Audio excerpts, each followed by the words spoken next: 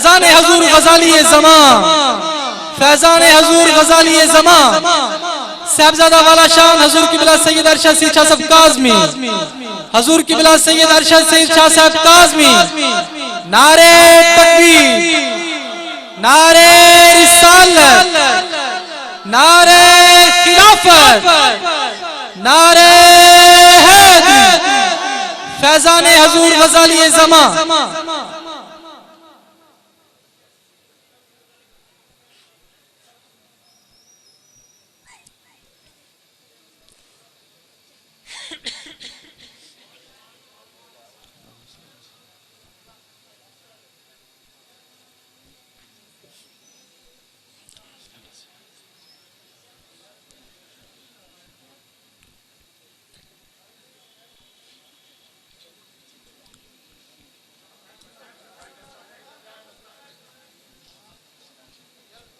نعرہ تکبیر، نعرہ رسالت، نعرہ خلافت، نعرہ حیدری، جشن عید میلاد النبی، فیضان حضور غزالی زمان، صاحبزادہ حضور قبلہ سید ارشد سید شاہ صاحب کاظمی۔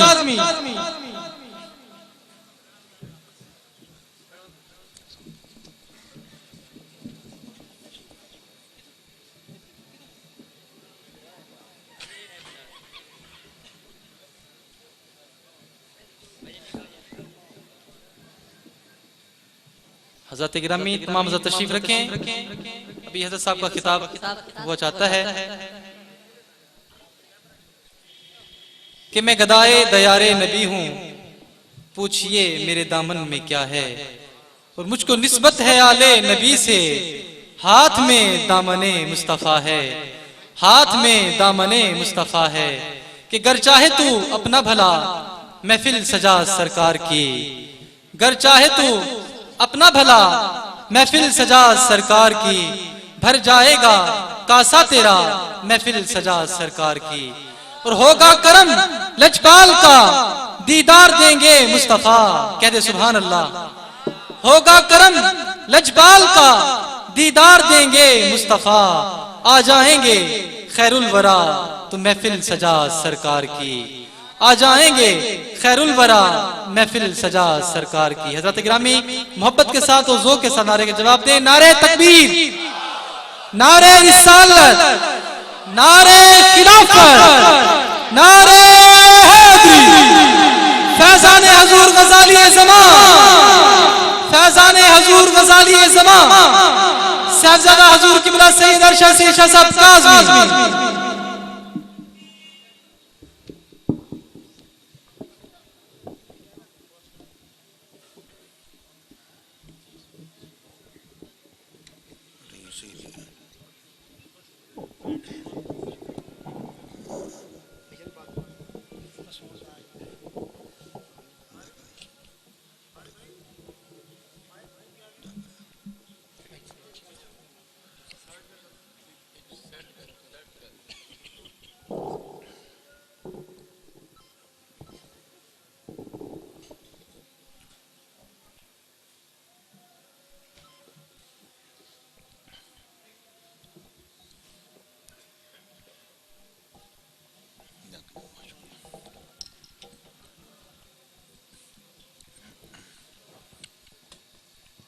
اللهم صل على سيدنا رب اشرح لي صدري ويسر لي امري اللهم انك عفو تحب العفو فاعف عنا يا رب وصلى الله تعالى على خير خلقه محمد ورسول الله لا اله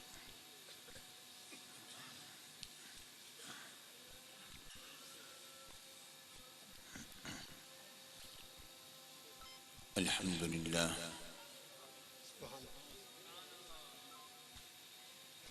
الحمد لله الحمد لله رب العالمين والعاقبة للمتقين والصلاة والسلام على سيد المرسلين وعلى آله وصحبه وأهل بيته أجمعين أجمعين أجمعين أما بعد فأعوذ بالله من الشيطان الرجيم بسم الله الرحمن الرحيم وابتغوا إليه الوسيلة صدق الله العظيم وصدق رسوله النبي الكريم الأمين وإن الله تعالى عز وجل قال في شان حبيبه مخبرا وآمرا إن الله وملائكته يصلون على النبي يا أيها الذين آمنوا صلوا عليه وسلموا تسليما اللهم صل على سيدنا مولانا محمد وعلى آل سيدنا مولانا محمد وبارك وسلم محترم حضرات، میرے ساتھیوں، دوستوں، بزرگوں، پیارے پیارے بچوں، السلام علیکم ورحمۃ اللہ وبرکاتہ۔ الحمدللہ الحمدللہ الحمدللہ رب العالمین کا بے شمار کرم، اس کا احسان عظیم، آج پھر ایک عرصے کے بعد پھر حاضری ہو گئی۔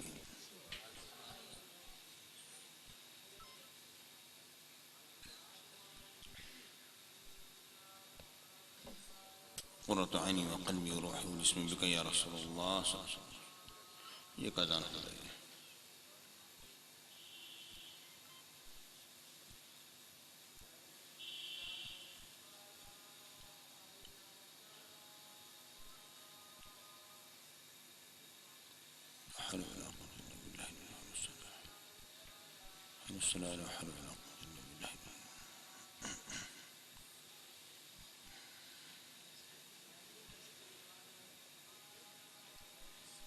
حي على الفلاح لا حول ولا قوة إلا بالله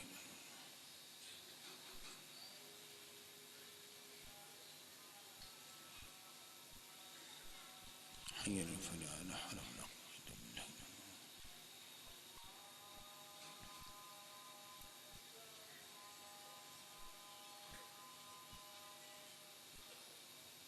الله أكبر الله أكبر لا إله إلا الله محمد رسول الله صلى الله عليه وسلم اللهم رب هذه الدعوة التامة والصلاة القائمة وآت محمد صلى الله عليه وسلم الوسيلة والشرف والدرجة الرفيعة والبصر صلى الله عليه وسلم مقاما محمودا الذي وعدته صلى الله عليه وسلم وارزقنا شفاعته صلى الله عليه وسلم يوم القيامة إنك لا تخلف الميعاد وصلى الله تعالى على خير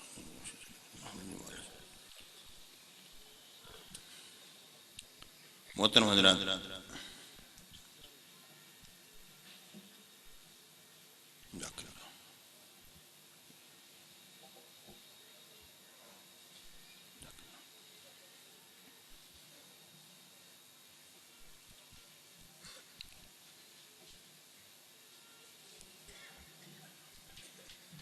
رب العالمین نے قرآن مجید فرقان حمید میں ارشاد فرمایا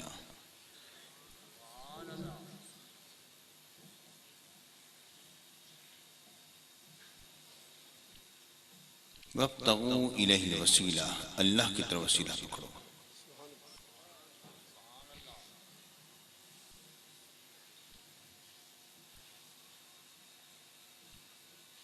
یہ ایک آیت کریمہ ایسی ہے جو اپنے بیان میں بالکل صریح ہے، بالکل صریح ہے۔ لیکن اس وقت میں اس بات سے گفتگو نہیں کر رہا کہ وسیلہ ہم کون سی چیز کو قرار دے رہے ہیں، کون سی چیز وسیلہ ہے، اس سے گفتگو نہیں ہو رہی۔ اس وقت گفتگو اس بات سے ہو رہی ہے کہ کیا وسیلے کا انکار قرآن کا انکار ہے یا نہیں۔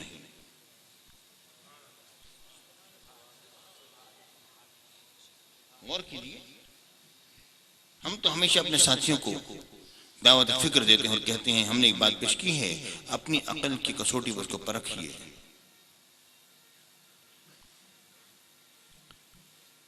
جو لوگ وسیلے کے مطلقاً منکر ہیں، وسیلے کے قائل نہیں، ان کا ایمان اس آیت کریمہ پر نہیں کہ رب العالمین نے فرمایا وَابْتَغُوا إِلَيْهِ الْوَسِيلَةَ، اللہ کی طرف وسیلہ پکڑو۔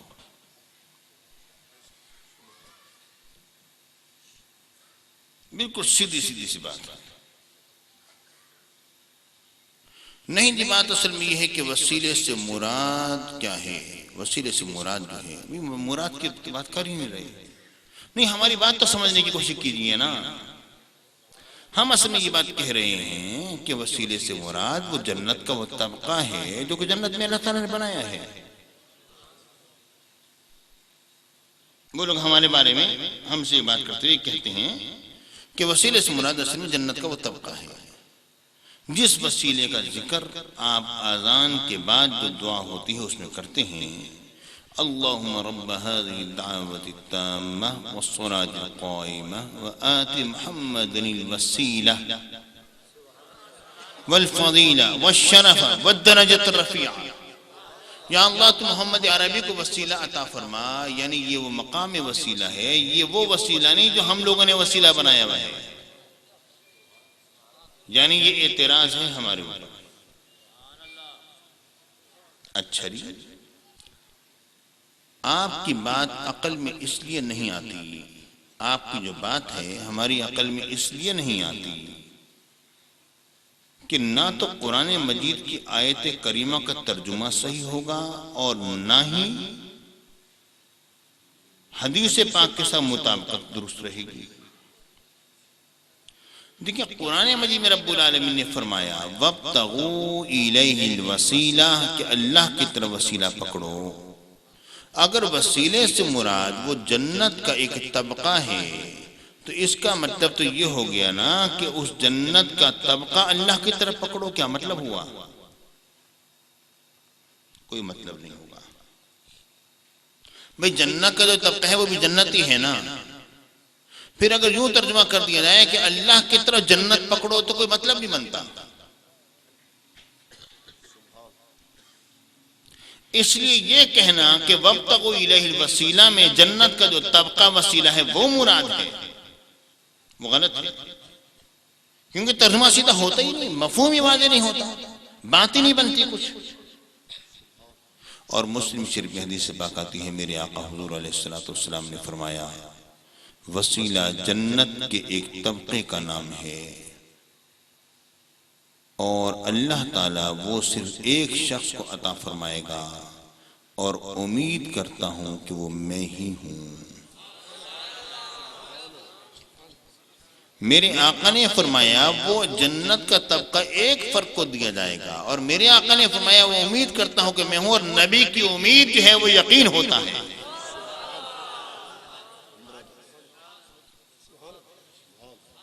نبی کی جو امید ہوتی ہے وہ کیا ہوتا ہے؟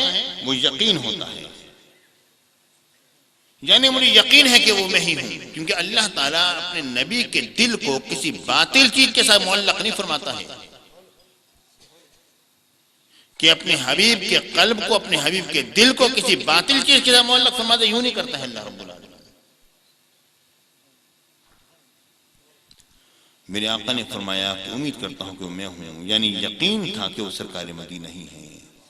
اب ادھر اور میرے آقا نے فرمایا اور جس شخص نے میرے لیے اذان کے بعد دعائے وسیلہ کی دعا کی حلت لہو شفاعہ کہ اس کے لیے میری شفاعت جو ہے اس کے دروازے کھل گئے. اب ہر اذان کے بعد تو ہم آقا کے لیے وسیلے کا سوال کریں اور اس کے علاوہ جب ابتغوا الیہ الوسیلہ میں ہم خود مقام وسیلہ کے متمنی بن جائیں، کتنی بڑی گستاخی ہے.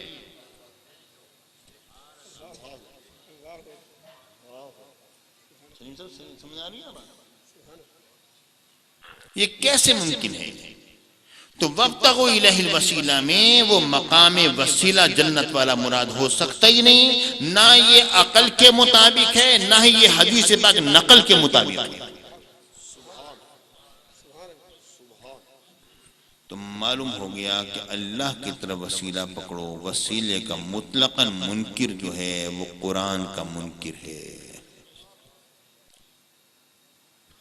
نہیں جی، رب العالمین نے فرمایا کہ ہم تو تمہاری رگ جاں سے بھی زیادہ قریب ہیں. اللہ تعالیٰ تو انسان کی رگ جاں سے بھی زیادہ قریب ہے، تو ایسی صورت میں ہمیں اس کی طرف وسیلہ پکڑنے کی کیا ضرورت ہے؟ رب العالمین نے فرمایا نحن اقرب الیہ من حبل الورید کہ ہم تو اس انسان کے رگ جاں سے بھی زیادہ قریب ہیں. وَإِذَا سَأَلَكَ عِبَادِي عَنِّي فَإِنِّي قَرِيبٌ جب میرے بندے مجھ سے میرے بارے میں آپ سے سوال کریں آپ فرما دیجئے میں تو قریب ہوں.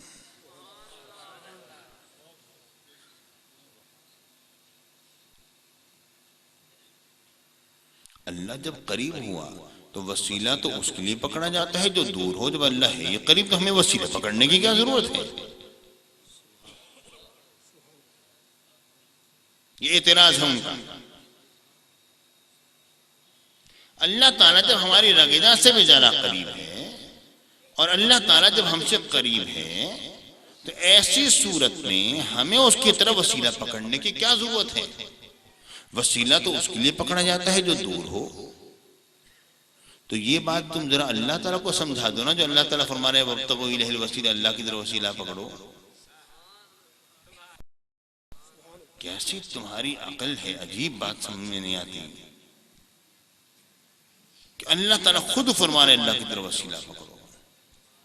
رہ گیا یہ اعتراض کہ اللہ چونکہ قریب ہے اس لیے ہمیں اس کی طرف وسیلہ پکڑنے کی کوئی ضرورت نہیں. تو یہ بات یہیں پر ختم نہیں ہو جاتی. پیارے بھائیوں، بات اصل میں یہ ہے کہ اللہ جب ہم سے قریب ہے تو ہم بھی اللہ سے قریب ہو گئے. ٹھیک ہے نا جی؟ اللہ جب ہمارے قریب ہے تو ہم بھی اللہ سے قریب ہو گئے. جب ہم بھی اللہ سے، ظاہر ہے جب ایک چیز دوسری چیز کے قریب ہے تو یہ چیز بھی تو اس کے قریب ہو جائے گی نا. ٹھیک ہے جی؟ اللہ جب ہمارے قریب ہے تو ہم بھی اللہ سے قریب ہو گئے. جو اللہ سے ہم قریب ہو گئے تو نمازیں کیوں پڑھتے ہو؟ نمازیں تو اس لیے پڑھتے ہو نا کہ اللہ کا قرب حاصل ہو جائے.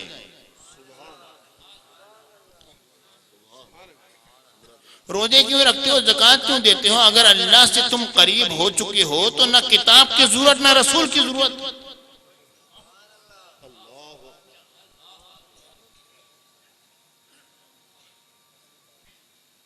جب تم اللہ کے قریب ہو چکے ہو تو نہ کتاب کی ضرورت نہ رسول کی ضرورت. معاملہ ختم ہو گیا. تو لازماً یہ بات ماننی پڑے گی کہ اللہ تو ہر ایک سے قریب ہے، مگر وہ کوئی کوئی ہوتا ہے جو اللہ کے قریب ہوتا ہے.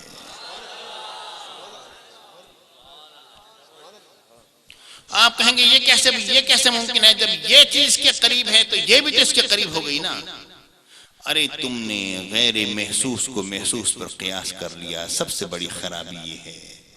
اگر یہ انگلی محسوس ہے تو یہ بھی تو محسوس ہے نا. تو محسوسات کے قریب ہو سکتے ہیں، مگر پیارے بھائیوں جو غیر محسوس ہے، اللہ غیر محسوس ہے. اللہ تعالیٰ محسوسات میں نہیں ہے. محسوسات وہ ہیں جسے ہماری حس جو ہے اس کا ادراک کر سکے.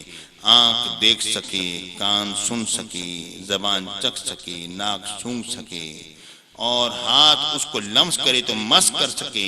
وہ چیزیں محسوسات میں سے ہیں. تم نے اللہ کو محسوسات میں شمار کر لیا. بڑی خرابی ہے تمہارے لیے. تم نے غیر محسوس کو محسوس پر قیاس کر لیا.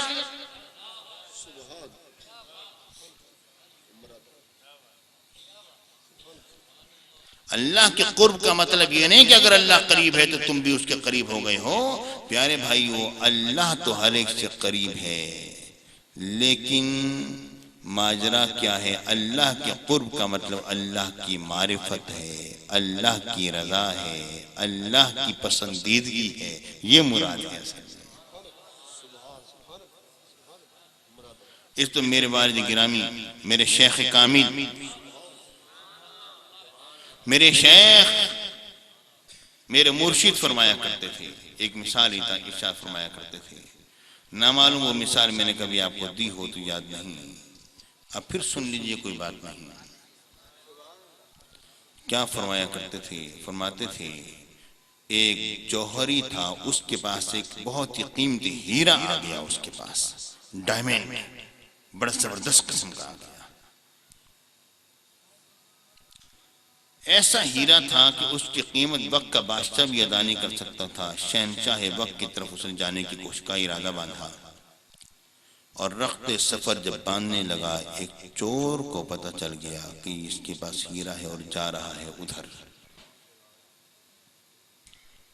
وہ اس جوہری کے پاس آئے. ہاں بھائی، کہاں کے جانے کا ارادہ ہے؟ اس نے کہا جی میں فلانے شہر. اوہو، میں نے بھی تو وہیں پر جانا ہے اتفاق سے. چور بولا اوہو، میں نے بھی تو اسی شہر جانا ہے اتفاق سے. چلو اکٹھے چلتے ہیں. اس نے لاکھ پیترے بدلے. سمجھ گیا یہ چور تو میرا ہیرا لے کے غائب ہو جائے گا.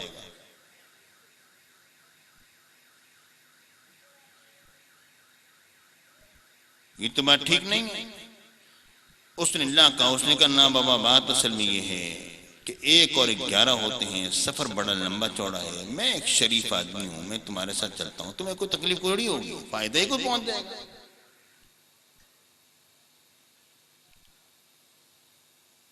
اس نے لاکھ بہانے تراشے مگر چور تو بالکل لیسوڑا ہو گیا۔ اس نے کہا میرا نام ہے، نہ چھوڑوں، نہیں چھوڑوں گا، ساتھ چلوں گا تیرے۔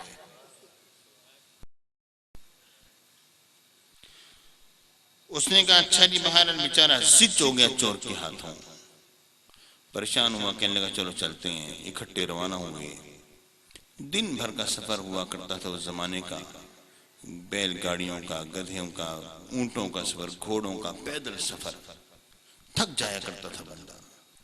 شام جب ہوئی تو اس نے چور سے کہا چور بھائی، اگر دونوں جاگتے رہے تو کب تک جاگیں گے؟ دونوں سو گئے تو کوئی لوٹ لاٹ کے لے جائے گا، بہتر بات یہ ہے کہ تم پہلے سو جاؤ، ہم تو تاجر لوگ ہیں، ہم تو رات کو جاگنے والے ہیں۔ اب چور کیسے اسے کہے کہ میں بھی رات کو جاگنے والا ہوں؟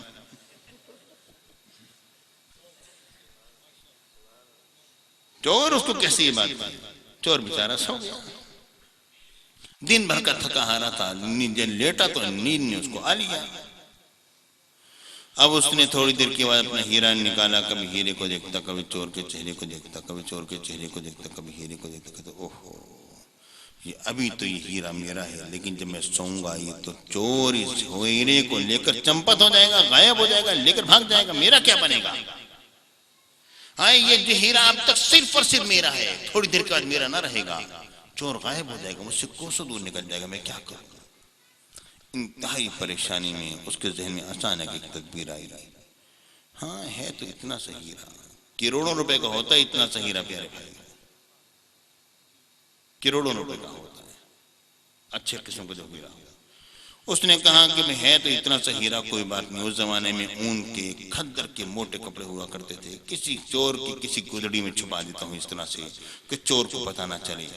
اس نے جناب اس طریقے سے چھپا دیا کہ چور کو معلوم نہ ہو، اور آدھی رات بیت گئی، چور کو اٹھایا، اے بھائی اب تمہارے جاگنے اور میرے سونے کا وقت ہو گیا ہے، میں سوتا ہوں، تم جاگو۔ اس نے کہا ہاں بھائی ذرا جلدی جلدی سو جاؤ۔ اس نے کہا سو رہا ہوں بھائی، اتنی جلدی بھی کیا ہے؟ تاجر بیچارہ جو لیٹا، نیند کی آنکھوں میں چلا گیا، دن بھر کا تھکا ہارا تھا، رات کو بھی ایک حصہ جاگتا رہا تھا، جاگ نہ سکا۔ چور نے جب دیکھا کہ تاجر سو گیا ہے، اب اس کی پوری اس نے جامع تلاش لی، سامان کی، کپڑوں کی، دیکھا نہ ہیرا تھا نہ ملا۔ تھک گیا یہاں تک کہ صبح ہو گئی، پھر سفر رواں ہو گیا، چل پڑے۔ دوپہر کے آرام قیلولے کا جب وقت آیا، جیسے چور سویا، تاجر نے چپکے سے اپنا ہیرا نکالا، شام کو چھالتا تھا، دکھاتا تھا۔ چور حیران، شترنج بدنداں، ہائے یہ کہاں پر چھپایا اس نے؟ ساری رات تلاش کر کر کے مر گیا، اب کہ نہیں چھوڑوں گا، اب تو نظر آ گیا ہے اسی کے پاس۔ اگلی رات بھی اسی طرح ہوئی، پورے مہینے کا سفر اس طرح بیت گیا۔ آخر میں جب راستے بٹنے لگے، تاجر دہنی طرف چور بائیں طرف جانے لگا تو چور نے تاجر کے ہاتھ کو پکڑ لیا اور کہا اے میرے بھائی، مجھ جتنا تلاش کرنے والا کون ہوگا اور تلاشی لینے والا کون ہوگا؟ تو یہ تو بتا دے تو اس ہیرے کو کہاں چھپاتا تھا؟ اس نے کہا یہ ڈائمنڈ تو تجھ سے قریب ہوتا تھا مگر تو اس سے کوسوں دور ہوتا تھا۔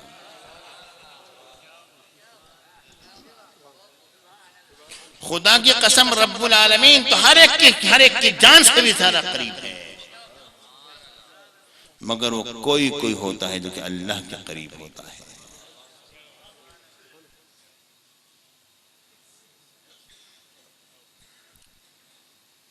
پیارے بھائی یہ بات ذہن میں رکھ لو کہ یہ ایک صرف مغالطہ دیا جاتا ہے لوگوں کو کہ بھئی جب اللہ ہم سے قریب ہے تو ہم بھی قریب ہو گئے، ہم قریب ہو گئے، ہمیں وسیلے کی کوئی ضرورت نہیں ہے۔ جب رب العالمین نے قرآن مجید میں فرما دیا وَابْتَغُوا إِلَيْهِ الْوَسِيلَةَ، وہ یہ بات فرمان بتلا رہا ہے کہ اللہ تو ہر ایک سے قریب ہے، مگر وہ کوئی ہوتا ہے جو اللہ کے قریب ہوتا ہے۔ تم نے اللہ کے قرب کو قیاس کر لیا اس ظاہری چیزوں کے قرب پر، ان محسوسات پر اللہ محسوسات میں سے نہیں ہے، اس کا قرب اس کی معرفت ہے، اس کی تجلیات کا اپنے اندر سمو لینا ہے، اس کی رحمتوں کو اپنے اندر لے لینا ہے، اس کی بخشش کے اندر داخل ہو جانا ہے، اس کے غضب سے بچ جانا ہے، اس کے قہر اور جلال سے محفوظ رہنا ہے، اور اس کے انتقام سے اپنے آپ کو محفوظ رکھنا ہے، اس طور پر کہ اسی کی رحمت کی آغوش میں آؤ گے تو اس کے انتقام سے محفوظ رہو گے، ورنہ نہیں۔ یہ اللہ کا قرب ہے۔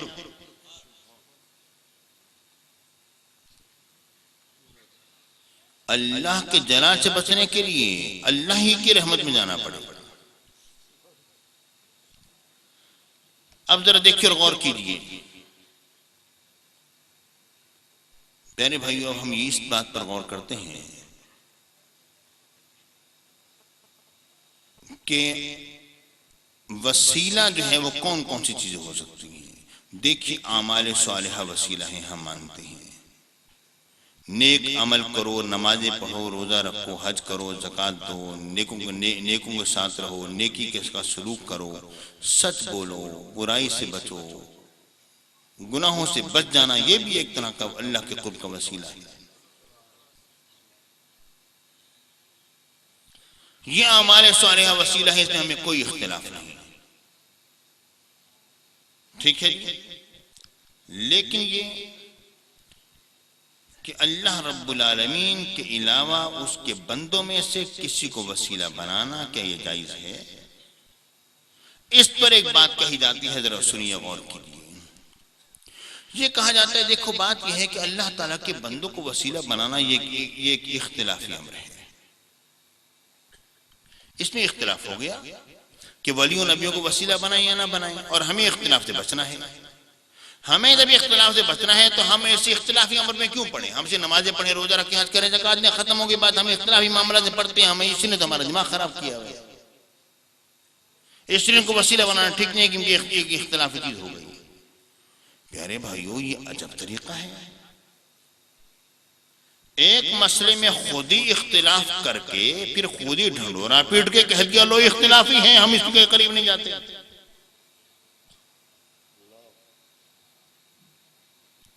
یہ عجیب چکر دیا ہے۔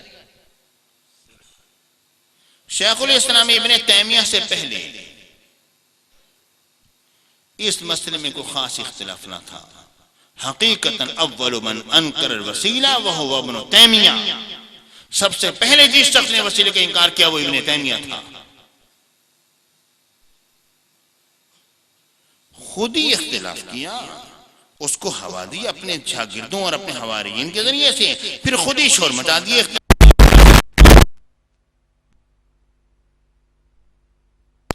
یہ ایسی ہی بات ہے، میں آپ سے سوال کرتا ہوں، مجھے اس بات کا ذرا جواب دیجیے۔ ایک دہریہ آپ کے پاس آئی ہے،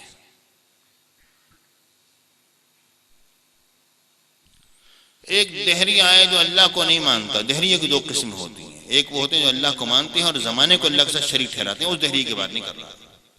وہ دہریہ جو اللہ کو مانتا ہی نہیں، کہتے زمانہ ہمیشہ سے چل رہا ہے۔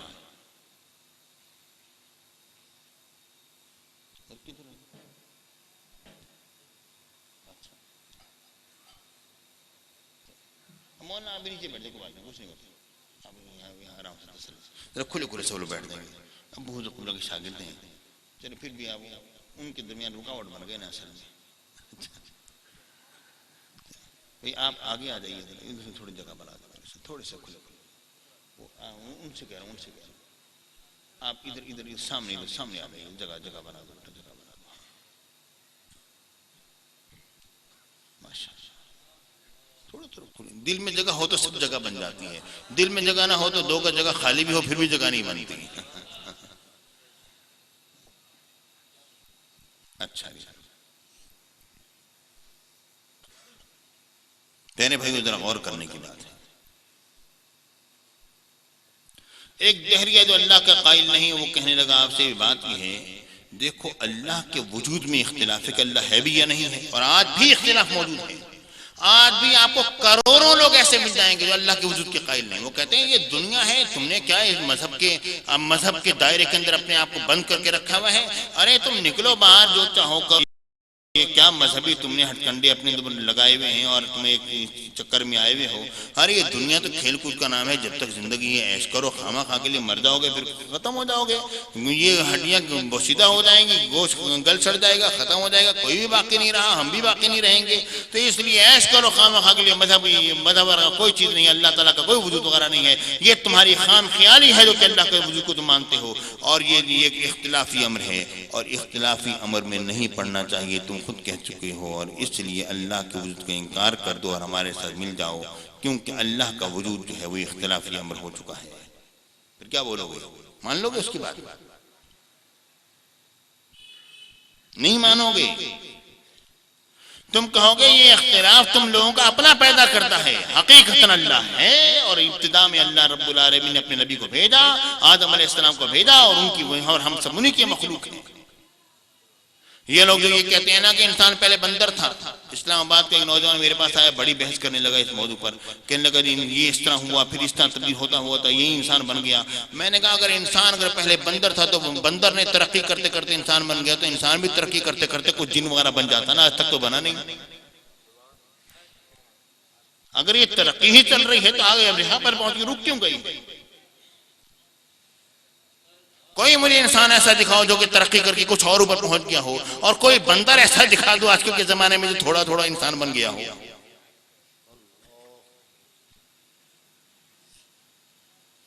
پیارے بھائیو, بات یہ ہے کہ یہ ساری ان کی باتیں ہیں اور کچھ بھی نہیں. یعنی یہ کہہ دینا کہ نہیں اختلافی امر سے بچنا چاہیے, تو ایسی صورت میں تو پھر آپ کو اللہ کے وجود سے ہی بچنا چاہیے, وہ بھی اختلافی امر ہو چکا ہے. یہ صرف ایک کھیل ہے لفظوں کا اور کچھ بھی نہیں. اب میں آپ کی خدمت میں پیش کرنا چاہتا ہوں یہ بات کہ ہم اللہ تعالیٰ کی مخلوق میں اس کے بندوں کو جو وسیلہ مانتے ہیں, اس کی 3 صورتیں ہیں. اس کی 3 صورتیں کون کون سی ہیں میں پیش کرتا ہوں. ایک پہلی صورت جو ہے اس کی 2 شقیں ہیں, اور آخر اس کے بعد کی 2 صورتیں جو ہیں وہ الگ الگ ہیں. ذرا غور کیجیے. پہلی صورت تو یہ ہے کہ ہم کسی کو مستعان حقیقی مان لیں کہ حقیقتاً اللہ کے علاوہ یہ بندہ ہماری مدد کر دے گا. اس کی 2 صورتیں ہیں. ایک صورت یہ ہے کہ اللہ چاہے یا نہ چاہے یہ بندہ ہمارا کام کر دے گا, یہ شرک ہے. کہ اگر کوئی شخص یہ عقیدہ رکھتا ہے اللہ چاہے یا نہ چاہے فلاں ہمارا کام کر دے گا, اس کا مطلب یہ ہے کہ اللہ تعالیٰ نہ بھی چاہے رکاوٹیں ڈالتا رہے, اس کی رکاوٹ کام نہیں آئے گی, بندہ اپنا کام کر جائے گا.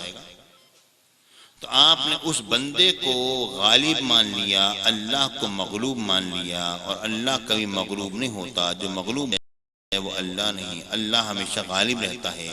تم نے اللہ کو معبود مان لیا, اور جو معبود تھا اس کو تم نے معبود نہ مانا. پیارے بھائیو, سب سے بڑا ظلم یہ نہیں تو اور کیا ہے.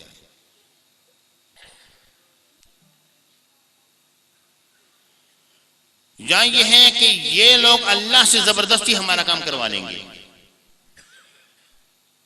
یہ بھی شرک ہے. کیونکہ اللہ نہ چاہے پھر بھی زبردستی کرا, اللہ تعالیٰ روکتا رہ گیا مگر ہوگا نہیں اللہ کر, زبردستی کر, زبردستی ہماری کرنا پڑے گا. ایسی صورت میں یہ بھی شرک ہے. اللہ تعالیٰ پر کسی کا زور نہیں چلتا, کیونکہ آپ نے غیر اللہ کو آپ نے غالب مان لیا اور اللہ کو مغلوب مان لیا. جس پر زور چل جائے وہ مغلوب ہو جاتا ہے, جس کا زور چل جائے وہ غالب آ جاتا ہے. تو یہ دونوں صورتیں جو ہیں یہ مشرکانہ ہیں, اور اس کا اس امت محمدیہ میں کوئی بھی قائل نہیں ہے کہ اللہ کی مخلوق میں اللہ چاہے یا نہ چاہے فلاں شخص ہمارا یہ کام کر دے گا یا اللہ سے زبردستی کروا لے گا. کوئی شخص اس بات کا قائل نہیں ہے. ہم جاتے ہیں اپنے بزرگوں کے پاس, حضور ہمارے بیمار کے لیے دعا فرمائے, اللہ تعالیٰ صحت دے, بالآخر صحت نہیں ہوتی ہے, فوت ہو جاتا ہے. تو آخر ہم کیا کہتے ہیں, ہم بزرگوں سے کہتے ہیں حضور آپ نے دعائیں تو بڑی کی, بس اللہ نے نہیں چاہا تو ہم کیا کریں گے. یعنی مطلب یہ ہے کہ نہ تو آپ اللہ تعالیٰ سے زبردستی یہ کام کروا سکتے ہیں, اور نہ ہی یہ ہے کہ آپ اللہ رب العالمین چاہے یا نہ چاہے آپ خود یہ کام کر دیں گے. ہمارا عقیدہ آپ کے بارے میں یہ نہیں ہے. اگر یہ عقیدہ ہوتا تو ہم یہ نہ کہتے اللہ نے نہیں چاہا اس لیے نہیں ہوا. ہمارا عقیدہ یہی ہے کہ یہ بزرگ اللہ سے زبردستی نہیں کر سکتے ہیں.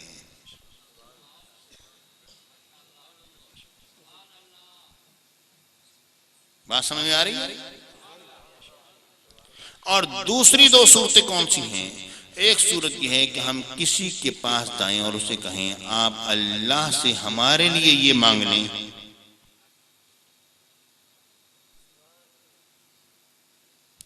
آپ اللہ سے ہمارے لیے یہ مانگ لیں. پیارے بھائیو، اس صورت کا اگر کوئی سے انکار کرتا ہے تو اس سے بڑا ظالم کوئی نہیں. وجہ یہ ہے کہ اگر ہم یہ کہتے ہیں کہ آپ اللہ سے ہمارے لیے یہ مانگ لیں، اگر کوئی شخص یہ کہے یہ ناجائز ہے، خود مانگو، دوسرے سے کیوں کہتے ہو کہ وہ تمہارے لیے مانگے؟ تو میں یہ پوچھتا ہوں کہ تم پھر کسی سے دعا کے لیے بھی نہ کہو. دعا کے لیے جو کہتے ہو اس لیے کہتے ہو کیا ہمارے لیے دعا کرو، یعنی تم مانگو اللہ سے ہمارے لیے. دعا میں یہی ہوتا ہے نا، ہم یہی کہتے ہیں نا کہ آپ اللہ سے ہمارے لیے مانگ لیں. پھر آپ دعا کے لیے کیوں کسی سے کہتے ہو؟ جو شخص اس چیز کا قائل نہیں کہ کوئی کسی کے لیے اللہ سے مانگے، یہ درست نہیں ہے، خود مانگو، تو اسے یہ کہو کہ آئندہ کبھی کسی سے دعا کے لیے بھی نہیں کہنا. اگر دعا کے لیے کہو گے تو وہ تمہارے اور اللہ کے درمیان وسیلہ ہو گیا نا، مانگ رہے نا تمہارے لیے. نہیں جی، تو دعا تو الگ چیز ہے، ہم تو وسیلہ سمجھتے ہوئے نہیں کہتے ہیں، ہم تو ویسے بس دعا منگوا لیتے ہیں، تم نے خواہ مخواہ وسیلہ بنا دیا اس کو. اگر یہ بات ہے تو اس پر مجھے ایک مثال یاد آئی ہے. ایک بندے کو بلڈ پریشر تھا، ضغط دم، عربی زبان میں بلڈ پریشر کو ضغط دم کہتے ہیں. اس کو بلڈ پریشر تھا، ڈاکٹروں نے منع کر دیا بھائی نمک نہیں کھانا. اس نے کہا نہیں کھاؤں گا. ایک دن ضد ہو گیا، کہنے لگا پھیکا کھانا کھا کر مر گیا ہوں. کہنے لگا نمک لے کر آ. نمک آ گیا. کہنے اے لوگوں دیکھو، سب لوگ دیکھ لو، میں تم سب کو گواہ بناتا ہوں کہ میں آج سے اس کا نام مرچ رکھتا ہوں، یہ نمک نہیں.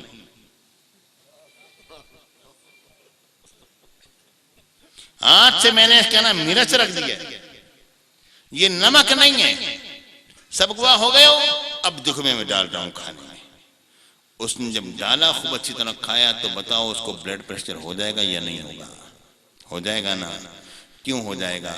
بات یہ ہے کہ صرف نام کی تبدیلی سے وہ چیز تبدیل نہیں ہو گئی ہے. دعا، اگر تم دعا کو وسیلہ نہیں مانتے ہو تو یہ وسیلہ نہ ماننے سے یہ نہیں ہے کہ یہ وسیلہ نہیں رہے گی. وسیلہ وسیلہ ہے. تو تم یہ بات تسلیم کر لو کہ تم دعا جب بھی منگواؤ گے تو جس طرح وہ نمک جو ہے نام کی تبدیلی کی بنا پر اس کے ساتھ موافقت نہیں رکھتا ہے وہ اس شخص سے، اور یہ کہ اسے نقصان پہنچائے گا. اگر تم وسیلے کے قائل نہیں ہو اور دعا منگواؤ گے تو تمہارا عقیدہ اس سے کمزور ہوگا اور تم اپنے عقیدے پر پختہ نہ رہو گے. لازماً نام کی تبدیلی سے فرق نہ پڑے گا. آئندہ کبھی کسی سے دعا نہ منگوانا.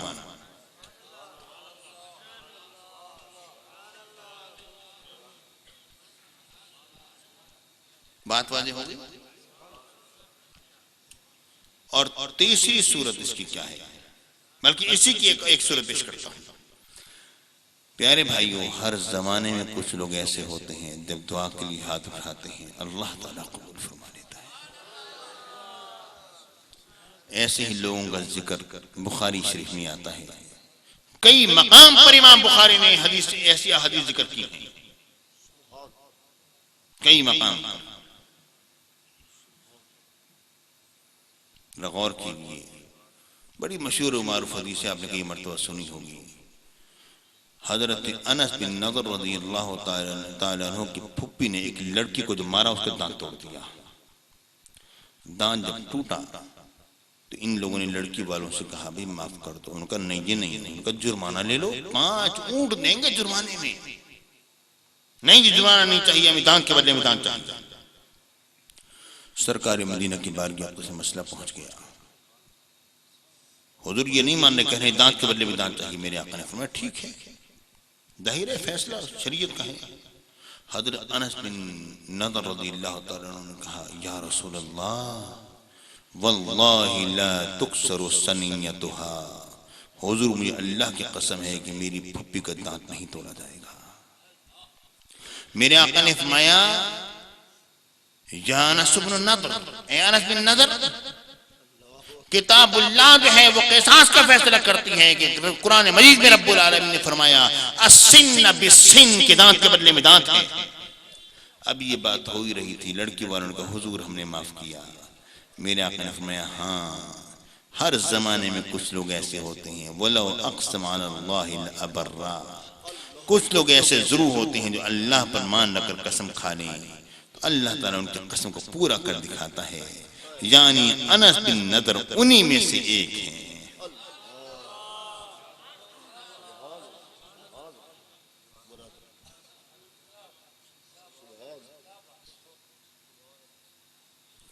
پیارے بھائیوں، ایک اور حدیث پیش کرتا ہوں، ابن تیمیہ کی کتاب التوسل والوسیلہ، جو انہوں نے وسیلے کے انکار میں لکھی ہے، اس میں ایک حدیث پاک انہوں نے درج کی۔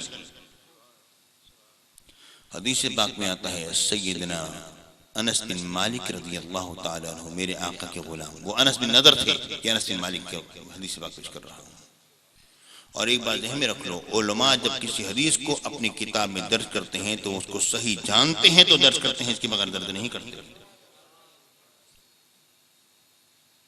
ابن تیمیہ نے اپنی کتاب التوسل والوسیلہ میں اس حدیث پاک کو درج کر کے یہ بات بیان کر دی کہ میرے نزدیک یہ حدیث بالکل صحیح ہے، اب تم انکار نہیں کر سکتے کیونکہ تمہارا وڈیرا اس کو صحیح مان چکا ہے۔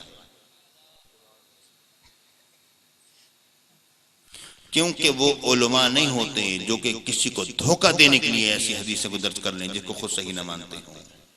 علماء وہی ہوتے ہیں جسے صحیح جانتے ہیں، اسی سے استدلال کرتے ہیں۔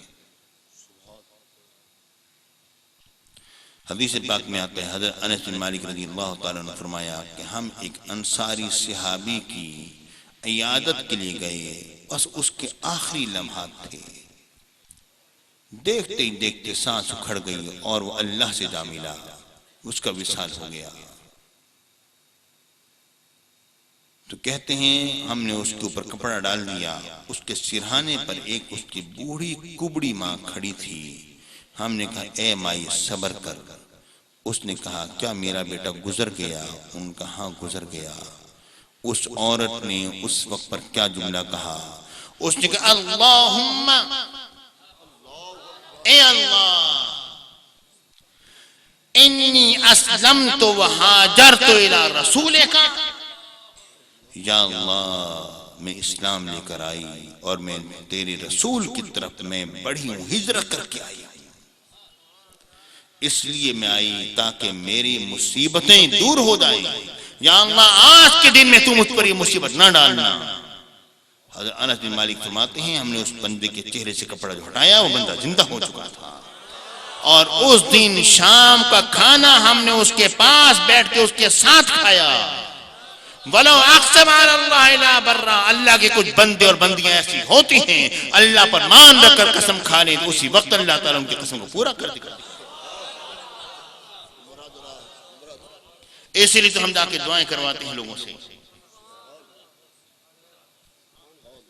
کہ آپ دعائیں کیجیے ہمارے لیے۔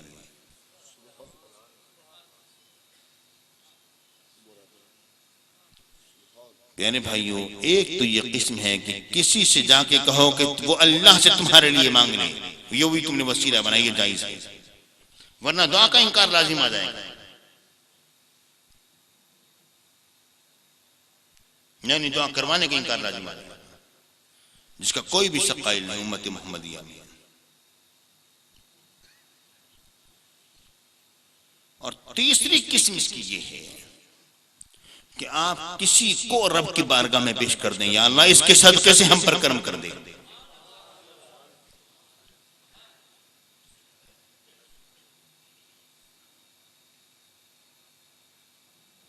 آپ کسی کے صدقے سے کہیں وہ بھی جائز، آپ کسی کو کہیں کہ اللہ سے ہمارے لیے مانگ لو۔ امام بخاری نے ایک اور حدیث سے پیش کی، امام بخاری فرماتے ہیں بڑی مشہور حدیث ہے، اس کے آخری وہ جملے ذرا ذہن میں رکھیے کہ میرے آقا نے فرمایا کہ رب العالمین نے فرمایا من اعادى لی ولیا فقد آذنتہ بالحرب، جس نے میرے دوست سے عداوت رکھی مجھے اللہ کا اسے اعلان جنگ ہے۔ بندہ فرائض کے ذریعے جس طرح میرا قرب حاصل کرتا ہے کسی اور چیز کے ذریعے سے حاصل نہیں کر سکتا، پھر وہ نوافل کے ذریعے سے میرا قرب حاصل کرنا شروع کرتا ہے، یہاں تک کہ اپنے ہاتھ سے نہیں پکڑتا میں اس کے ہاتھ بن جاتا ہوں، اپنی آنکھ سے نہیں دیکھتا میں اس کی آنکھ بن جاتا ہوں، اپنے پاؤں سے نہیں چلتا میں اس کے پاؤں بن جاتا ہوں۔ پیارے بھائیوں، اس کے بعد پھر میرے آقا نے فرمایا اے لوگو، پھر اللہ رب العالمین اپنے بندہ سے فرماتا ہے کے بارے میں فرماتا ہے جب وہ بندہ مجھ سے مدد مانگے تو میں اس کی مدد فرماتا ہوں، اور اگر وہ مجھ سے پناہ لے تو میں اس کو پناہ عطا فرماتا ہوں۔ ہم یہی تو کہتے ہیں کہ وہ ہمارے لیے جب اللہ سے مانگے گا رب العالمین اس کے اٹھے ہوئے ہاتھوں کو خالی نہیں جانے دے گا۔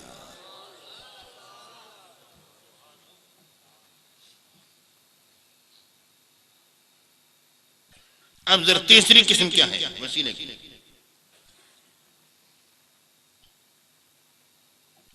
تیسری قسم وسیلے کی یہ ہے کہ آپ کسی کو رب کی بارگاہ میں پیش کریں، یا اللہ اس کے صدقے اور وسیلے سے ہم پر کرم فرما دیں۔ اس کی بے شمار حدیثیں، بے شمار، اختصار سے کام لے رہا ہوں، ایک حدیث پیش کرتا ہوں، وہ حدیث جس کا کوئی بھی شخص انکار نہیں کر سکتا، یعنی مخالف پارٹی جو ہے اس کا تو ممکن ہی نہیں کہ انکار کرے، کیونکہ وہ خود تو ہمارے خلاف اسی حدیث سے استدلال پیش کرتے ہیں جو کہ استدلال بنتا نہیں۔ ابھی پیش کی دیتا ہوں، بخاری شریف حدیث سے پاک ہے کہ حضرت عمر بن خطاب رضی اللہ تعالیٰ عنہ جب میرے آقا کا وصال پاک ہو گیا اور ان کے زمانے میں قحط سالی ہوئی تو سرکار مدینہ کے چچا حضرت عباس بن عبد المطلب کو لے کر آئے اور رب کی بارگاہ میں یوں دعا کی، اللہم انا کننا نتوسل الیک بنبیک محمد صلی اللہ علیہ وسلم، کہ اے اللہ پہلے تو ہم تیرے نبی کے وسیلے سے دعا کیا کرتے تھے، لیکن آج ہم تیرے نبی کے چچا کے وسیلے سے دعا کرتے ہیں تو ہمیں سیراب فرما دے۔ یعنی سرکار مدینہ کا وسیلہ پیش کیا جاتا تھا۔ ٹھیک ہے جی، صحابہ کرام پیش کیا کرتے تھے، کیونکہ جملہ آ رہا ہے انا اللہم انا کننا نتوسل، انا کے معنی ہے کہ یہ جملہ اس لیے بن رہا ہے کہ ہمارا یہ کام تھا مستمرن دوامن، ہمیشہ ہماری یہ عادت تھی، اور کننا کانا جو ہے وہ بھی استمرار پر دلا کرتا ہے، یہ کسی خاص زمانے کے ساتھ خاص نہیں ہوتا ہے، کہ یعنی ہماری مسلسل یہ عادت رہی، مسلسل ہمارا یہ طریقہ تھا۔ نتوسل یہ فعل مضارع ہے جو تجدد اور حدوث پر دلا کرتا ہے، یعنی ہم ہمیشہ ہماری یہ عادت مستمرن ہمیشہ رہی کہ ہم سرکار مدینہ کا وسیلہ پیش کرتے رہے۔ آج ہم آقا کے چچا کے وسیلے سے سوال کرتے ہیں، ٹھیک ہے جی، تو لوگوں نے ایک بات بنائی، کہتے ہیں کہ دیکھو حضور کا وصال ہو گیا نا، حضور کے وصال کے بعد حضور کا وسیلہ نہیں دیا بلکہ حضور کے چچا کا وسیلہ دیا، تو مطلب یہ ہے جس کا وصال ہو جائے اس کا وسیلہ دینا جائز نہیں، اگر جائز ہوتا تو حضرت عمر بن خطاب کیوں حضرت عباس کا وسیلہ دیتے؟ اچھا ہم نے تمہاری بات مان لی، تم بھی ہماری بات مان لی، ہم نے تمہاری بات تسلیم کر لی، تم بھی تھوڑی سی ہماری بات مان لو۔ وہ کیا؟ تم نے یہ بات کہی نا کہ حضرت عمر بن خطاب رضی اللہ تعالیٰ عنہ نے حضرت عباس کا وسیلہ اس لیے دیا کیونکہ جو گزر گئے، جو دنیا سے چلے گئے، ان کا وسیلہ دینا جائز نہیں، ورنہ وہ سرکار کا وسیلہ دیتے۔ بات یہیں پر ختم نہیں ہوتی، بلکہ یہ بھی تو کہہ دو کہ حضرت عمر بن خطاب نے حضرت عباس کا وسیلہ دے کر یہ بات ثابت کر دی کہ زندوں کے وسیلے سے دعا کرنا جائز ہے۔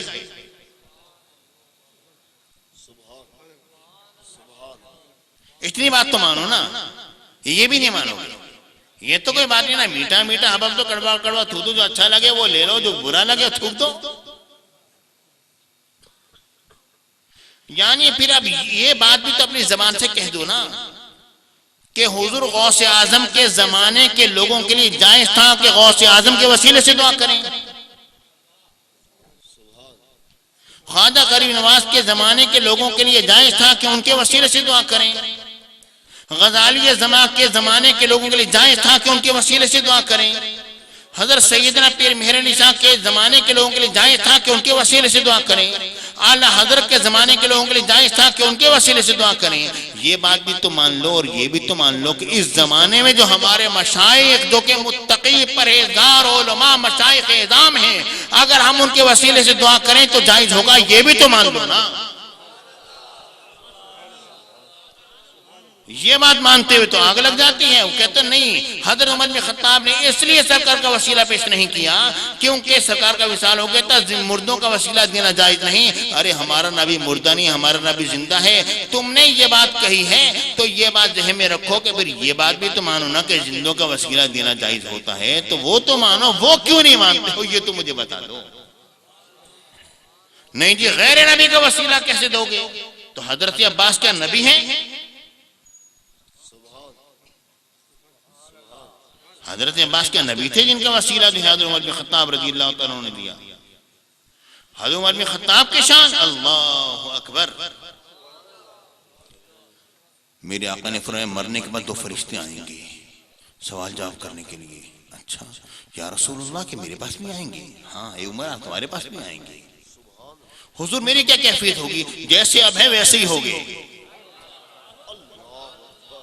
وصال کے بعد فرشتے آ گئے، انہوں نے آگے کہا مر ربک، ان کا بیٹھ جاؤ آرام سے۔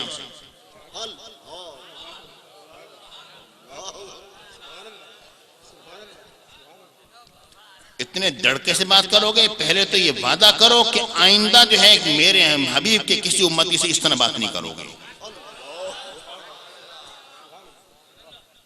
ایک روایت میں یہ بات آتی ہے الحاوی الفتاوی میں، جس کو الحاوی الفتاوی بھی پڑھتے ہیں، فتاوی جو ہے جمع قیاسی ہے اور فتاوی غیر قیاسی ہے۔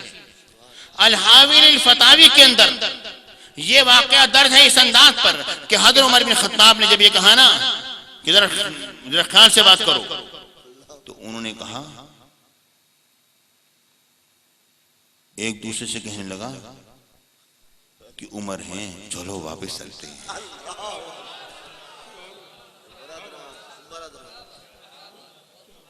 امام جلال الدین سیوطی نے اس روایت کو نقل کی، عمر ہیں واپس چلتے ہیں۔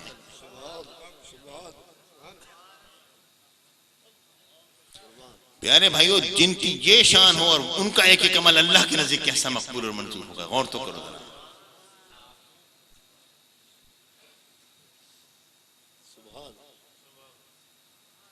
اچھا جی، تو یہ بات ذہن میں رکھو کہ ہم اگر اپنے مقدس بندوں کو اللہ کی بارگاہ میں وسیلہ پیش کریں، حضرت عمر بن خطاب یہ جانتے تھے، حضرت عمر بن خطاب یہ بات جانتے تھے کہ یہ سب کچھ ہونا ہے اور بعد میں ممکن پیدا ہو جائیں گے، کہیں گے صرف نبی کا وسیلہ دو اور وہ بھی وصال ہو گیا ختم کرو، تو میں یہ بات ثابت کر دوں کہ صرف نبی ہی کا نہیں غیر نبی کا وسیلہ دینا بھی جائز ہوتا ہے۔ اس لیے حضرت عباس بن عبد المطلب کا وسیلہ پیش کیا اور یہ نہیں کہا یا اللہ ہم حضرت عباس بن عبد المطلب کا وسیلہ، یہ نہیں کہا، بلکہ کہا بعم نبی کا، یا اللہ تیرے نبی کے چچا کے وسیلے سے سوال کرتے ہیں۔ مطلب یہ ہے کہ نسبت جب تک تیرے نبی کی نہیں آئے گی بات بنے گی کیسے؟ اس عورت نے بھی تو یہ بات کہی تھی نا اللہم انی اسلمت و ہاجرت الی رسولک، کہ میں تیرے رسول کی بارگاہ میں حاضر ہوئی۔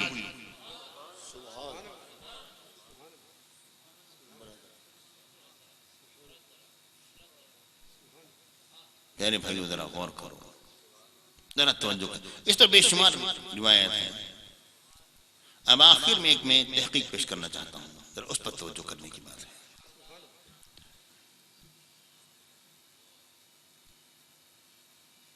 وہ تحقیق کیا ہے پیارے بھائیو؟ بات یہ ہے کہ دیکھنا یہ ہے کہ اس ساری کائنات کا وسیلہ کون ہے؟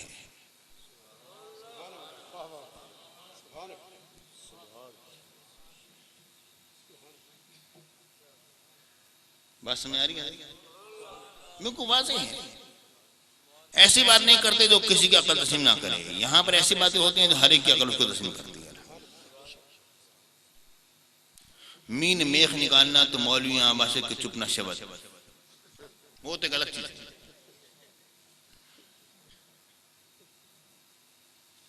اچھا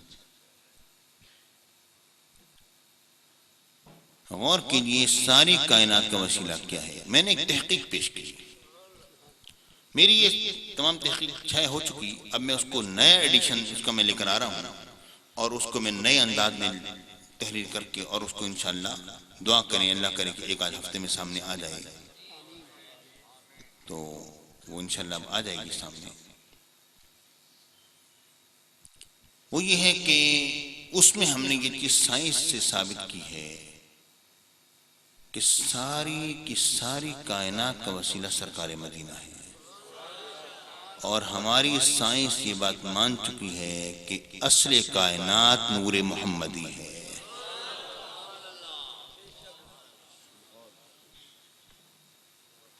آپ کہیں گے یہ کیسے بھائی، سائنس نے کیسے مانا؟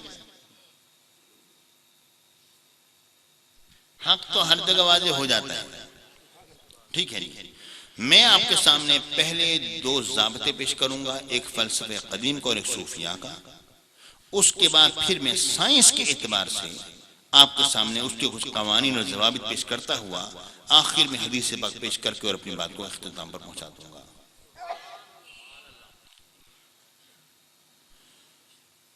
پیارے بھائی، بات اصل میں یہ ہے کہ فلاسفہ قدما، قدیم فلاسفہ یونان میں سے بعض فلسفی، ان کا یہ اصول رہا، بلکہ یوں کہا جائے کہ تمام فلاسفہ کا یہ اصول رہا جو بھی بغیر مسلم رہے. وہ یہ کہتے ہیں کہ اس کائنات کی کوئی بھی چیز لے لیجیے اس کی انتہا نہیں ہے.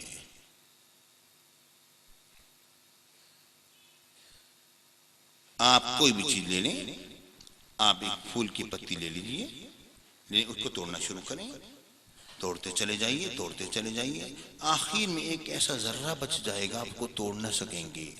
مگر آپ کی عقل کہے گی اس کو بھی اگر 2 حصوں میں بانٹا جا سکتا ہے، اس کے 2 حصوں کو پھر 2 حصوں میں بانٹا جا سکتا ہے، پھر اس کے حصوں کو پھر 2 حصوں میں بانٹا، آپ کی عقل کہے گی یہ لامتناہی سلسلہ ہے جو چلتا چلا جائے گا. وہ یہ کہتے ہیں کہ جس چیز کی انتہا نہیں ہے اس کی ابتدا بھی نہیں ہے. کیونکہ تم کہیں جا کر روکو تو بتاؤ نا کہ یہاں سے شروع ہوئی تھی. اس کو وہ اپنے اصطلاح میں کہتے ہیں کہ جز لا یتجزا، وہ جز جس کا آگے جز نہ ہو سکے یہ ممکن نہیں ہے. ایک چیز چل رہی ہے قیامت تک چلتی ہے، ہمیشہ چلتی چلی جائے گی. آپ پریکٹیکل کر کے اس کو 2 حصوں میں نہیں بانٹ سکو گے، لیکن آپ عقلاً اس کو وہماً فرضاً آپ کو 2 حصوں میں تقسیم کرتے چلے جاؤ. کہتے ہیں کہ آپ کہیں اس کی انتہا ثابت کرو تو ہم کہیں نا یہاں سے شروع ہوا تھا. ٹھیک ہے جی، یہ بات ذہن میں رکھیے. ایک فلسفہ کا ایک اصول.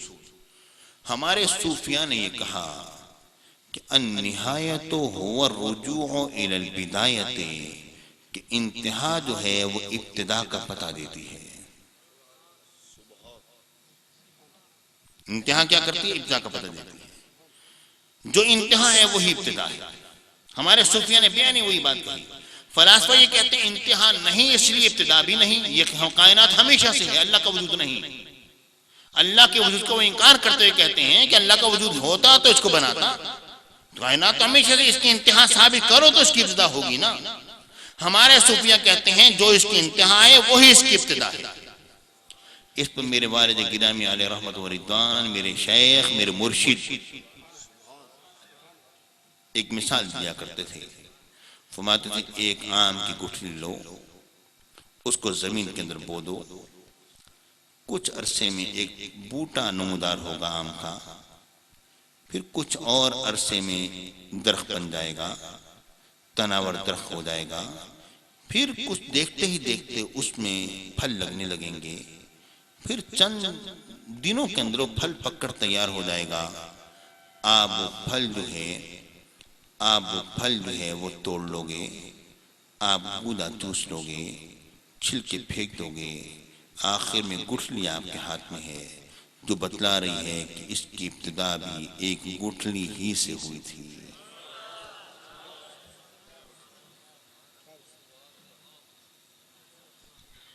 بات سمجھ آ گئی؟ اور رجوع هو البداية، اور النہایت هو الرجوع الى البداية، انتہا جو ہے وہ ابتدا کا پتہ دیتی ہے۔ یہ بات سمجھ آ گئی؟ بچوں سائنس پڑھی ہوئی ہے؟ پڑھی ہوئی ہے سائنس؟ ذرا سمجھنے کی کوشش کرو۔ اب ہم سائنس کی طرف تھوڑا سا، وہ یہ ہے کہ آپ کو معلوم ہے ایٹم ہم کسے کہتے ہیں؟ ایٹم ہم جو ہے وہ اصل میں کسی بھی چیز کا اصل میں ہائیڈروجن بم ہی ہے، اور میں اس کو آسان انداز میں سمجھاتا ہوں۔ میں نے اس کو پورا اس کے انٹرنیٹ سے میں نے اس کی کاغذات نکلوائے، سب کو میں نے پڑھا دیکھا۔ ہمارے پاس یہ آئے ہمارے کیا نام ہے سمرو صاحب، میں نے وہ کاغذات کے حوالے میں نے کہا دیکھو یہ تمام ہم نے نکلوا کے ہم تحقیقات کر کے پھر آخر میں جا کر بعد میں ہم نے اس کو پیش کیا ہے۔ وہ کیا ہے؟ سب سے پہلا جو ایٹم بم بنایا گیا اس کا نام رکھا تھا انہوں نے لٹل بوائے، پہلا جو ایٹم بم بنایا گیا تھا۔ ایٹم جو ہے وہ اصل میں کسی بھی چیز کا وہ آخری ذرہ ہے کہ جب اس کو توڑا جائے گا تو وہ توانائی اور قوت میں بدل جاتا ہے۔ ایٹم جو ہے جب اس کو توڑا جاتا ہے تو وہ انرجی میں تبدیل ہو جاتا ہے۔ ایٹم ہم کوئی اتنا بڑا کوئی بم نہیں ہوتا کہ اس مکان جتنا بم ہو جو پھاڑیں گے تو تہلکہ مچا دے گا، یہ بات نہیں ہوتی ہے۔ وہ ایک ذرہ ہوتا ہے، بس اس کو توڑا جاتا ہے بس، اور پھر وہ توانائی میں بدل جاتا ہے اور تباہی پھیلا دیتا ہے۔ میں اس کی تفصیلات میں نہیں جانا چاہتا کیونکہ وہ ہمارا اس موضوع وہ نہیں ہے۔ ایٹم ہم اصل میں وہ آخری وہ ذرہ ہے۔ اچھا اب ذرا دیکھیں غور کیجیے، یہ اصول ذہن میں رکھو۔ ایک اور اصول بھی ذہن میں رکھو کہ ہماری سائنس یہ بات کہتی ہے کہ روشنی اور نور جو ہے یہ مادے میں کنورٹ ہو جاتی ہے، تبدیل ہو جاتی ہے۔ اس کے وہ ذرات جو کہ مادے میں بدلتے ہیں ان کو فوٹون کہا جاتا ہے۔ ٹھیک ہے جی، یہ بات تو ذہن میں ہے یا نہیں؟ یہ رکھیے ذہن میں۔ روشنی سے کچھ ذرات نکل رہے ہیں جنہیں فوٹون کہا جا رہا ہے، وہ ذرات جو ہیں وہ بدل رہے ہیں، کس میں؟ مادے میں تبدیل ہو رہے ہیں۔ اچھا ہماری سائنس نے یہ بات بھی مان لی کہ روشنی مادے میں بدل جاتی ہے، اور یہ بات نور مادے میں بدل جاتا ہے، اور یہ بات بھی مان لی کہ ہر چیز کی انتہا انرجی اور طاقت ہے۔ 1984 میں ڈسکور ایک رسالہ شائع ہوا جو کہ امریکہ سے شائع ہوتا ہے، اس میں فرانس میں ہونے والی ایک ماہرین علم کائنات کی ایک میٹنگ کی روایت شائع ہوئی۔ اس میں انہوں نے یہ بات تحریر کی، کہتے ہیں کہ ہماری پہلی تھیوری جو بگ بینگ کی تھیوری تھی وہ غلط ہے۔ بگ بینگ کی تھیوری انہوں نے یہ بنائی ہوئی تھی، کہتے ہیں کہ اس کائنات سے پہلے ایک مادہ تھا، وہ پھٹا ہے اور پھر بکھر گیا، پھر وہ ایک زمین بھی تھی، ایک گیس تھی، اور پھر گیس سے ملی تو پھر پانی بن گیا، اور پھر یہ پھر جمنے لگا، اور یہاں تک کہ جناب علی یہ پھر ٹھوس مادے میں بدل گیا، اور وغیرہ وغیرہ، اس طریقے سے یہ زمین بن گئی، اور اس لیے اس کے پانی زیادہ ہے وغیرہ وغیرہ، اور چاند بھی اسی طرح ٹھنڈا ہوتا رہا لاکھوں کروڑوں سال تک، یہ انتہائی گرم تھے، اور پھر اس کے بعد پھر اس میں حیات پیدا ہوئی ہے، اور سورج جو ہے اسی مادے میں سے ایک چیز نکلی ہوئی چیز ہے جو کہ آگ کی طرح تھا، جس کی بنا پر یہ مادہ پھٹا تھا، اور جناب سورج کی جو ابھی تک وہ اس میں تپش ہے اور وہ روشن ہے، اور یہ اتفاقی امر ہو گیا تھا، اس سے پہلے ایک مادہ تھا۔ انہوں نے کہا یہ ہماری بگ بینگ کی یہ تھیوری جو ہے وہ غلط ہے۔ اب ہماری سائنس یہ کہتی ہے کہ اس کائنات سے پہلے ایک نوری نقطہ ظاہر ہوا تھا۔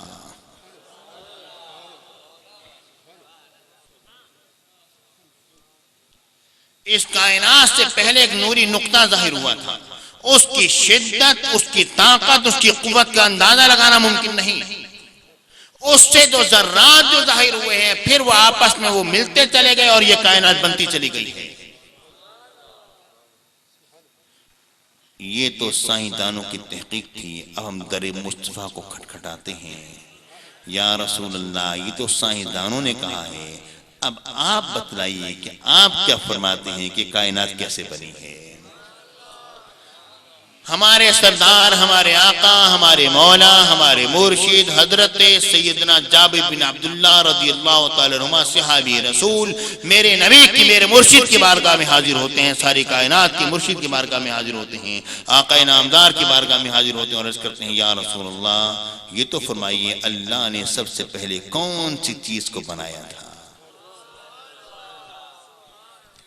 میرے آقا فرماتے ہیں یا جابر اول ما خلق اللہ نور نبیک من نورہ، اللہ نے سب سے پہلے آپ کے نبی کی نور کو اپنے نور سے بنایا تھا، اس کے بعد پھر آپ کے نبی کی نور کو جہاں چاہا اس نے سیر کرائی، جن حجابات میں چاہا سیر کرائی، اور اس کے بعد پھر جب رب العالمین نے اور میرے آقا نے فرمایا اس وقت نہ لوح تھی، نہ قلم، نہ عرش تھی، نہ عرش تھا، نہ کرسی، نہ جنات، نہ انسان، نہ فرشتے، کوئی شے بھی نہ تھی، اور نہ زمین، نہ آسمان، نہ چاند، نہ سورج، کچھ بھی نہ تھا۔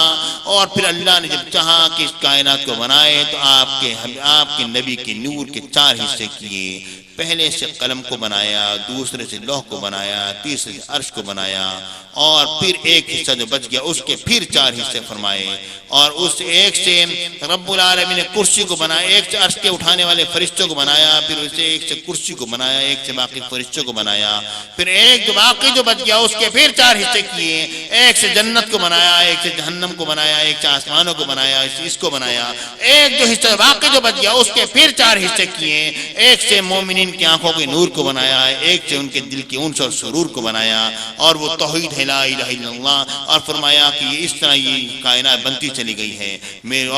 اور آج کے سائنسدان بھی یہی بات کہتے ہیں کہ نور مادے میں کنورٹ ہوا ہے، بدل گیا ہے، اور میرے آقا بھی فرماتے ہیں اسی نور سے کائنات بنی ہے، اور سائنسدان یہ بات کہتے ہیں کہ اس کا، اور یہ کہتے ہیں کہ یہ اس کائنات کی انتہا جو ہے وہ طاقت اور انرجی کے اوپر ہے، اور وہی اس کی ابتدا ہے جو کہ نور محمدی ہے، اور کیا ہے جس کے جلوے اس طرح ظاہر ہوئے تھے۔ لیکن یا رسول اللہ وہ تو کہتے ہیں کہ نوری نقطہ ظاہر ہوا تھا، اس بارے میں بھی کچھ فرمائیے۔ میرے آقا فرماتے ہیں وہ حدیث کیا تم نے نہیں پڑھی جو کہ روح البیان کے اندر موجود ہے؟ اے جبریل بولو، بتاؤ تو صحیح تمہاری عمر کتنی برس کی ہے؟ حضور اور تو کچھ نہیں جانتا، چوتھے حجاب عظمت میں ایک نوری ستارہ چمکا کرتا تھا، 70,000 برس کے بعد ایک مرتبہ چمکتا تھا، میں نے اس کو اپنی زندگی میں 72,000 مرتبہ دیکھا ہے۔ میرے آقا نے فرمایا وعزت ربی، مجھے میرے رب کی عزت و جلال کی قسم ہے، انا ذالک الکوكب، وہ نوری ستارہ میں ہی تو تھا، اور کون تھا؟ کائنات کے آج ماہرین کے بات کہتے ہیں اس کائنات سے پہلے ایک نوری نقطہ ظاہر ہوا تھا، ارے نوری نقطہ نہیں، وہ نور محمدی ظاہر ہوا تھا، جس کی بنا پر یہ ساری کی ساری کائنات بنتی چلی گئی۔ میرے آقا نے اول ما خلق اللہ نوری، اللہ نے سب سے پہلے میرے نور کو بنایا۔ میرے آقا نے فرمایا کہ رب العالمین نے فرمایا لولاک لما خلقت الدنیا، اگر آپ نہ ہوتے تو یہ دنیا مارد وجود میں نہ آتی، آپ نہ ہوتے یہ زمین و آسمان نہ بنتے۔ میرے آقا نے فرمایا کنت نبیا وآدم بین الماء والطین، میں اس وقت بھی نبی تھا جب آدم علیہ السلام مٹی اور پانی کے درمیان تھے، میں اس وقت بھی نبی تھا جب آدم علیہ السلام روح اور جسم کے درمیان تھے۔ کوئی اگر یہ بات اڑاتے ہوئے کہہ دے کہ جناب علی اللہ کے علم میں تھے، میرے شیخ، میرے مرشد، میرے والد نے فرمایا کہ باقی ائمہ، باقی انبیاء کے اللہ کے علم کے اندر نہیں تھے، باقی انبیاء بھی تھے۔ میرے آقا کی تخصیص یہ بتلا رہی ہے کہ نور محمدی کا وجود اس وقت پر موجود تھا۔ بات اصل میں یہی ہے پیارے بھائیوں۔ اب ہم صوفیاء سے پوچھتے ہیں ارے تم بھی تو کچھ بولو، اپنے مشاہدات کو اظہار تو کرو، یہ کائنات کیسے بنی ہے؟ صوفیاء یہ کہتے ہیں جب نور محمدی جب ظاہر ہوا، اس سے نکلنے والے تجلیات اور اس سے ظاہر ہونے والے جلوے جو ہیں انہی سے یہ کائنات بنی ہے۔ اور سائنسدان یہ کہتے ہیں نور جو ہے وہ مادے میں بدل جاتا ہے۔ ہم سائنسدانوں نے سچ کہا کہ کیونکہ میرے آقا کی حدیث پاک کی وہ موافقت کھا گئی وہ بات، اصل فرمان تو میرے آقا کا ہے یا جابر اول ما خلق اللہ نور نبیک من نورہ، اللہ نے سب سے پہلے آپ کے نبی کے نور کو اپنے نور سے بنایا، اور پھر اس نور سے یہ ساری کی ساری کائنات بنی ہے۔ پیارے بھائی یہ بات ذہن میں رکھ لو، میرے آقا اصل کائنات ہیں، حقیقت کائنات ہیں، جو کائنات کی اصل ہے اسی کی بنا پر وہ کائنات بنی ہے، اور جس کے بنا پر کوئی کام ہو اصل میں وہ اصل بھی ہے تو وسیلہ بھی ہے۔ بیج درخت کے لیے وسیلہ ہوتا ہے پیارے بھائیو، بیج نہ ہوتا، درخت نہ ہوتا، میرے آقا کا نور پاک نہ ہوتا، یہ کائنات نہ بنتی۔ الحمدللہ ہم نے اپنی تحقیق کو مکمل طور پر ثابت کر دیا، اور اب کی بارگاہ میں دعا کرتے ہیں یا اللہ کچھ رہے یا نہ رہے، غلامی مصطفیٰ کا پٹا گلے میں رہے، اسی پر زندگی ہو، آقا کے قدموں میں موت آئے، حسنین کریمین کے قدموں میں موت آئے۔ آمین وآخر دعوانا الحمدللہ رب العالمین۔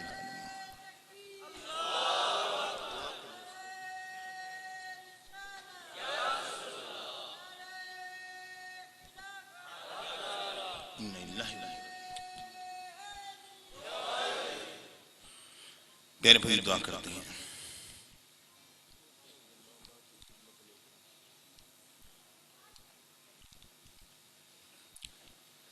اللہم صلی اللہ علیہ وسلم۔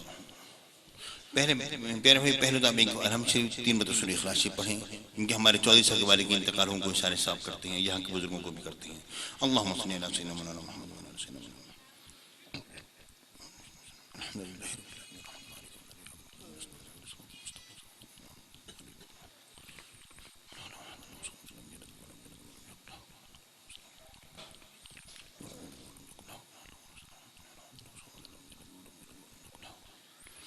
اللہم صلی اللہ علیہ وسلم۔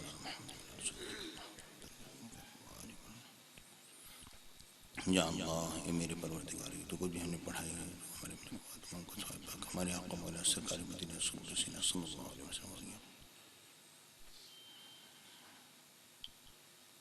بالخصوص یا اللہ اس محمد شرقیہ اور شریف کی تمام اولیاء کرام ہماری اپنے پہنچ کے بالخصوص ہمارے چودھری مشتاق احمد صاحب کے والد گرامی چودھری علم دین مرحوم مغفور کر کے صاحب پاک پہنچے۔ یا اللہ تم جنت الفردوس اعلیٰ سعادت مقام پر فائز فرما۔ یا اللہ تو ان کی قبر کو تحت نگاہ کشادہ فرما، اے پروردگاروں پر رحمت نازل فرما۔ یا اللہ ان کے غمگین دلوں کو سکون عطا فرما، ان پر رحمت نازل فرما، تمام حاضرین کی خیر فرما، تمام کو زندہ و سلامت رکھ، خوش اور آباد رکھ، ہم سب پر کرم فرما، ہم سب پر کرم فرما، ہم سب پر کرم۔ آمین آمین۔ دعا فرما یا اللہ میرے پروردگار اس گھر کی خیر ہو، گھر والوں کی خیر ہو، یا اللہ مکان کے مکینوں کی خیر ہو، اے پروردگار ان کی مشکلات پریشانیوں کو دور فرما، صحت کاملہ عطا فرما، ان کے بھائیوں کی خیر فرما، تمام کو زندہ و سلامت رکھ، خوش اور آباد رکھ، آپس میں اتفاق و اتحاد محبت خلوص و مودت کو قائم و دائم فرما دے۔ اے پروردگار میرے تمام بھائیوں کی خیر فرما، تمام میرے بزرگوں بچوں ہماری بہنوں کی خیر فرما، تمام کو زندہ و سلامت رکھ، تمام بیماروں کو صحت کاملہ عطا فرما، تمام کے مقاصد حسنہ میں کامیابی و کامرانی عطا فرما، تمام کی بیماریوں کو رفع فرما، تمام کے رزق حلال میں تو فراخی اور برکت عطا فرما، اپنی جناب سے غیب سے رزق حلال نصیب فرما۔ یا اللہ ہماری دعاؤں کو مستجاب اور قبول و منظور فرما لے، سرکار مدینہ کا عشق عطا فرما، سرکار مدینہ کی محبت کاملہ عطا فرما۔ یا اللہ ہمیں سچا پکا نمازی بنا، اپنی معرفت نصیب فرما، اپنا قرب خصوصی عطا فرما، آقا کا بار بار کا دیدار عطا فرما۔ یا اللہ سرکار مدینہ کی بار بار کی زیارت نصیب فرما۔ یا اللہ ہماری زندگی اسلام پر ہو، ہمارا خاتمہ ایمان پر ہو، مرتے کلمہ طیبہ نصیب ہو اور دیدار مصطفیٰ نصیب ہو۔ آمین آمین آمین لا الہ الا اللہ۔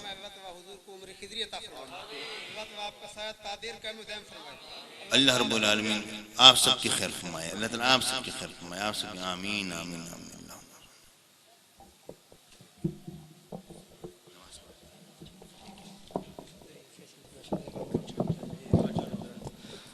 حضرات ایک ذریعہ ناز سماعت فرمائیں، انشاءاللہ درس قرآن کا افتتاح مدرس